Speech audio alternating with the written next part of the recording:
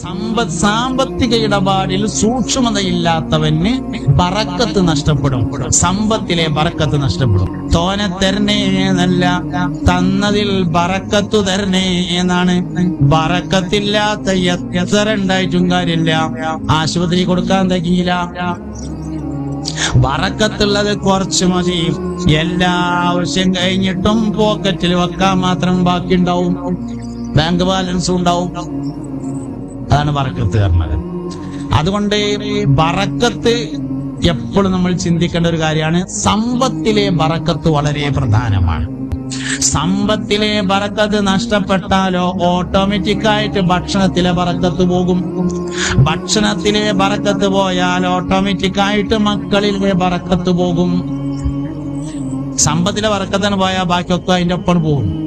സമ്പത്തിലെ ബറക്കത്ത് പോയാൽ ആയുസ്സിലെ ബറക്കത്ത് നഷ്ടപ്പെടും.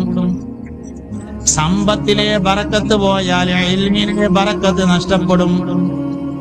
ഇൽമിന്റെ ബറക്കത്ത് ഒരാൾക്ക് നഷ്ടപ്പെട്ടാൽ അവന്റെ ഇൽമ് അമൽ ചെയ്യാൻ പറ്റാത്തതും ന്യായം പറയാൻ മാത്രം പറ്റുന്നതുമായി മാറും.